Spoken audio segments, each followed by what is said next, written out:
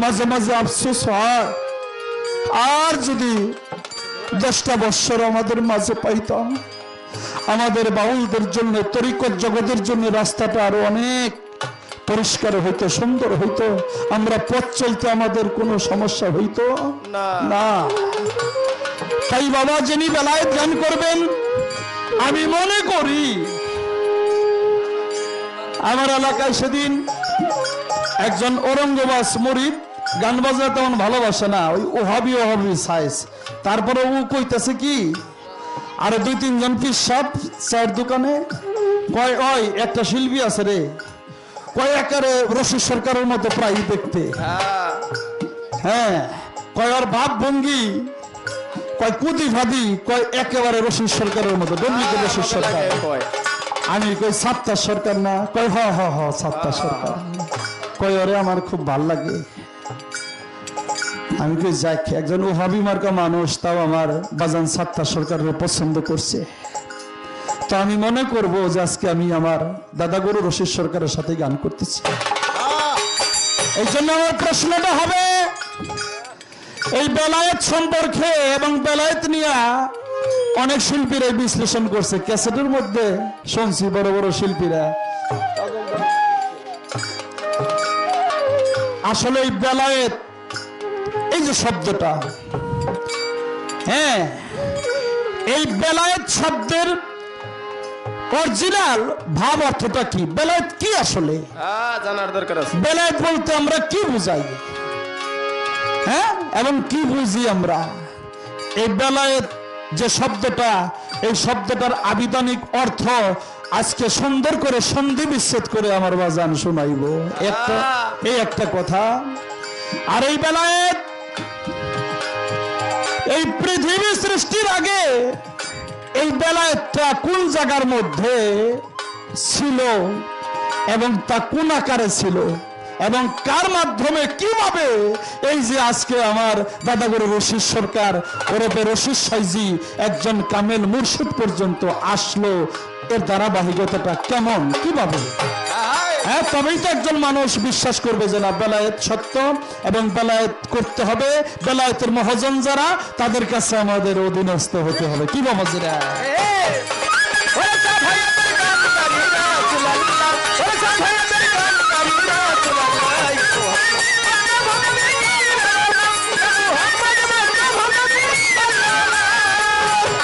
খুদারি খাস নূরে তৈয়ারি জিনি রহমতের বাণী যার মুখে শুনি, খুদারি খাস নূরে তৈয়ারি জিনি রহমতের বাণী যার মুখে শুনি, ইয়া নবী নবী নবী ওয়া পিয়ারা হাবিব, খুদারি খাস নূরে তৈয়ারি জিনি রহমতের বাণী যার মুখে শুনি,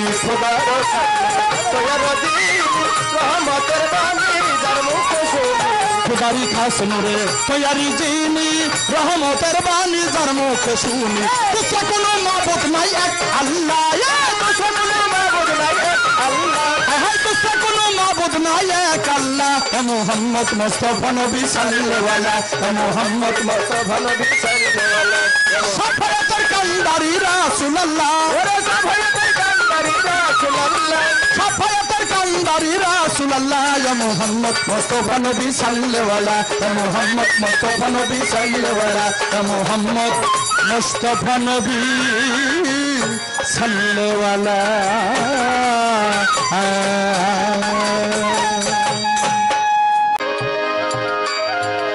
একটা গান করলাম, বেলায়েতের যিনি মহাজন, বেলায়েতের যিনি ভাবক, তার কাছে দু একটি কথা রাখলাম, আশা করি আপনারা বুঝতে পারছেন, আপনারা জ্ঞানবান। আমার নবী, যেই নবীর সম্মান ব্যাখ্যা করতে গেলে আমি আমার সারাটা জীবন যদি এর উপরে আমি বিলিয়ে দেই তারপরও সম্ভব হবে না। আমরা জানি আল্লাহ তাআলার নাম হইল 99টা বা 100টা, আর তাফসিরে কাবিরে বলল 4,500 নাম আমার দয়াল নবীর।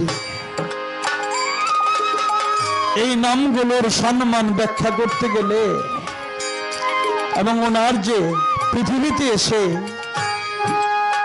হিসাব করবেন, কিছু মানুষ পৃথিবীতে আসে পৃথিবীকে কিছু দেওয়ার জন্য, কি বাবা তাই না? আবার কিছু মানুষ আসে নেওয়ার জন্য, সে নিজেই ঋণী হয়ে যায়।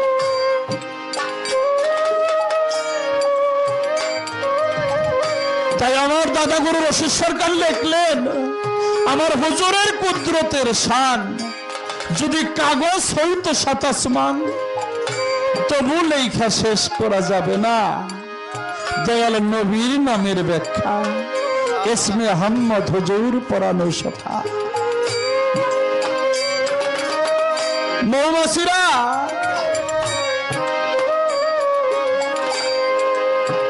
অনেক ফুলে ফল থেকে কষ নিয়ে, তিক্ত কষ নিয়ে যখন আপন বাসায় চলে যায়, কিছুদিন পরে দেখা যায় ওই তিক্ত কষ থেকে মধু হয়েছে, মধু। আমার দয়াল নবী একদিন মৌমাছিদেরকে ডাকলো যে তোমরা শোনো, তোমাদের সাথে কথা বলি। উনি তো গাছের বাসা, পাখির বাসা, সমস্ত কিছুর বাসা, মাকলুকাতের ভাষা জানতেন এবং তাদের বাসা বুঝতে পারতেন। মৌমাছিদেরকে প্রশ্ন করলো, মৌমাছিরা তোমরা যে বিভিন্ন জায়গা থেকে ফুল ফল কত কিছু নিয়ে যাও, হ্যাঁ, তিক্ত কষ নিয়ে যাও, এই তিক্ত কষ কেমন করে আবার মধুতে পরিণত হয়? মৌমাছিরা বলল, ইয়া রাসূলুল্লাহ, আমরা যখন বিভিন্ন জায়গা থেকে তিক্ত কষ নিয়ে যখন আপন বাসার দিকে ফিরি, আমরা দয়াল নবীর নামের গান করতে করতে, দয়াল নবীর নামের দরুদ পড়তে পড়তে, নবীর নামের গান গাইতে গাইতে যখন আপন বাসায় পৌঁছে যায়, তখন আপনার ওই নামের মহব্বতে, নামের গুণে এই তিক্ত কষ মধুতে পরিণত হয়ে যায়। যদি তাই হয়, জগতের বুকে যারা নবীর মহব্বত কলবের মধ্যে রাখে, তাকে যারা ভালোবাসে, এই পাপে ভরা দেহটা নেকের সঞ্চার হতে পারে না বাবাজিরা? পারে। তাই আমার দাদা রশিদ সাইজি বললেন, কি বললেন? ওরে আমার হুজুরের কুদরতের শান,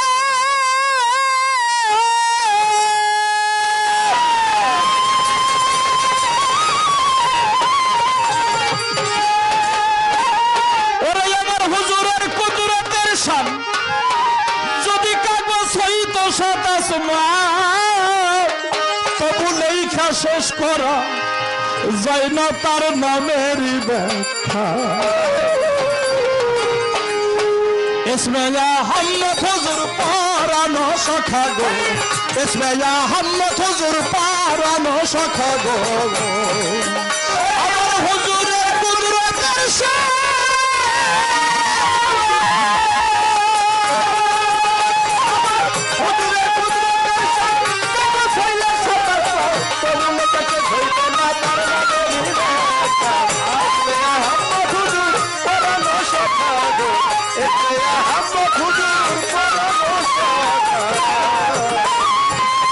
হুজুর গো, হুজুর গো, হুজুর, হুজুর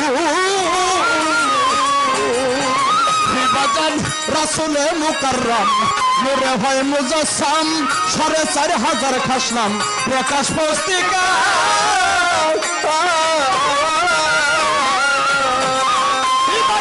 রাসূলে মুকাররম নূরে হয় মুজাসসাম, 4,500 খাসনাম প্রকাশ পুস্তিকা।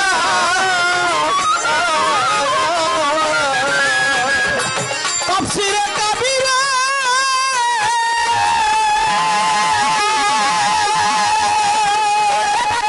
তাফসীরে কাবীরা লেখা রয় তার ভিতরে, তাফসীরে কাবীরা লেখা রয় তার ভিতরে, তাফসীরে কাবীরা লেখা রয় তার ভিতরে।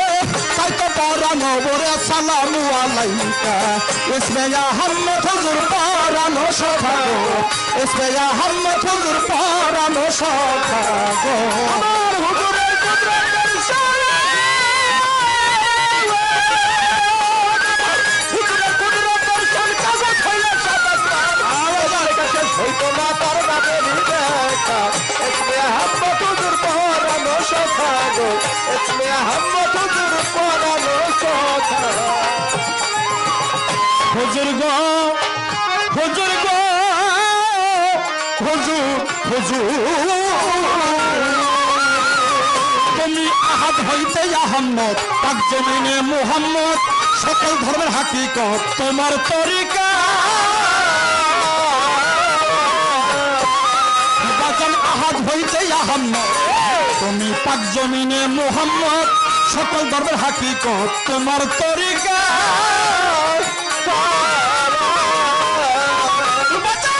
শরিয়ার মালা কি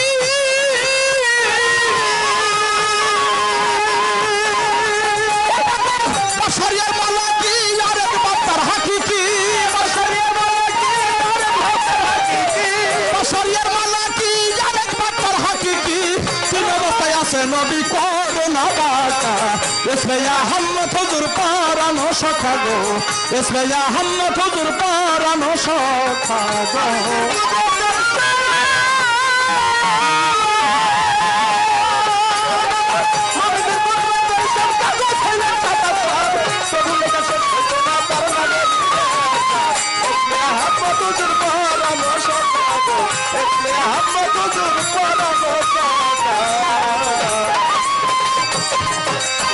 হুজুর গো হুজুর গো হুজুর গো হুজুর বাজান মিমের পর্দা উঠাইয়া তোমার দেখ লামসায়া খুদে খোদা রব রহমান সব তুমি একা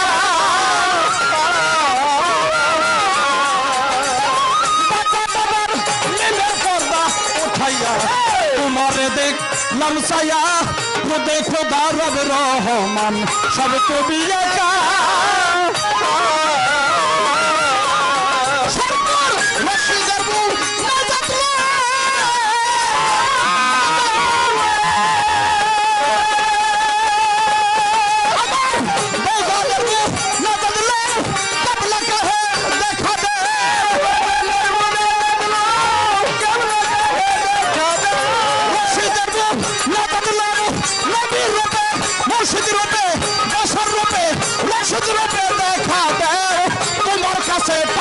लौकुल मखलूकात रब्बुका इसमें अहमद हुजूर परानो सखा गो इसमें अहमद हुजूर परानो सखा আমার হুজুরের কুদরতের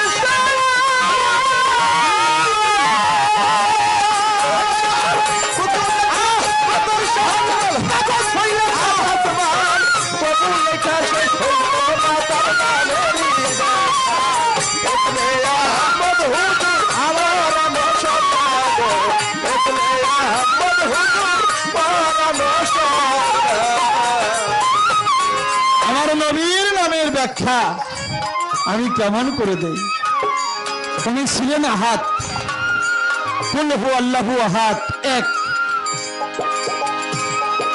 সেই গঞ্জে পশুদের গোলায় উনি ছিলেন এক আহাদ আলি ভা দাল আহাদ এখানে কোনো মিম ছিল না উনি সেই আহাদ থেকে মিমের উপরে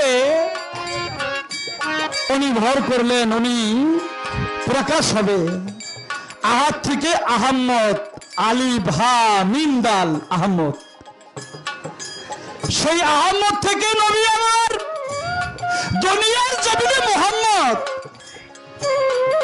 মিম হা মিম দাল মুহাম্মদ দুনিয়ার জমিনে উনি একটা মিমের বোরকা পরে পৃথিবীর বুকে আসলো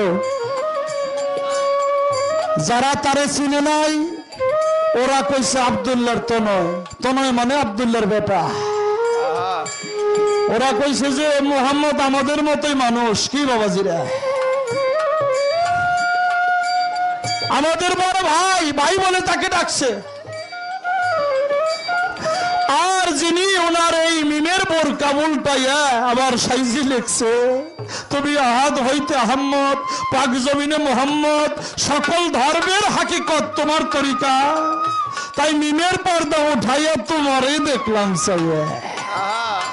তাহলে আমার নবী যে কে, উনি যে কোথায় ছিল, হ্যাঁ উনি যে কে, যারে যিনি মিমের পর্দা উঠাইয়া ওনারে দেখছে, হ্যাঁ উনি বলছে আমারে দেখলে আর তারে দেখার বাকি থাকে না।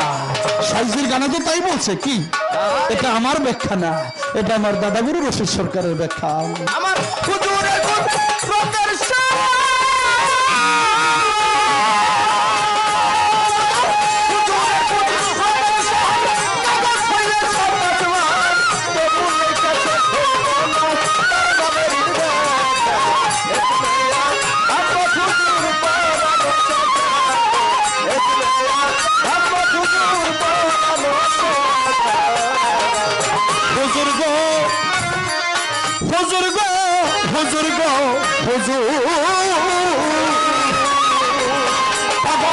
মিমের পর্দা উঠাইয়া তোমারে দেখ লমসাইয়া, খোদে খোদা রব রহমান সব তুমি একা।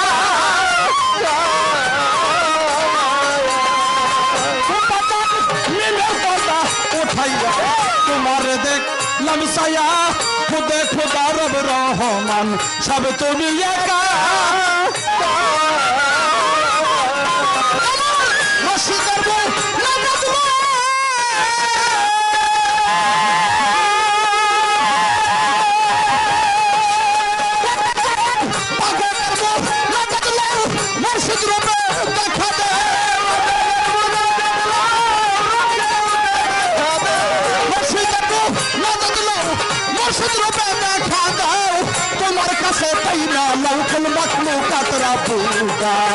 इसमें अहमद हुजूर पारानो सखा, इसमें अहमद हुजूर पारानो सखा, हुजूर कुदरत शाह,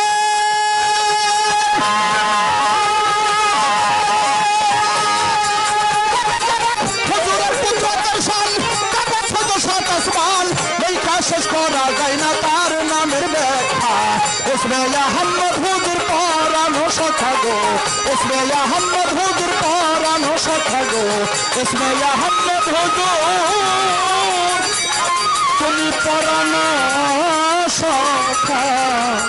सखा गो।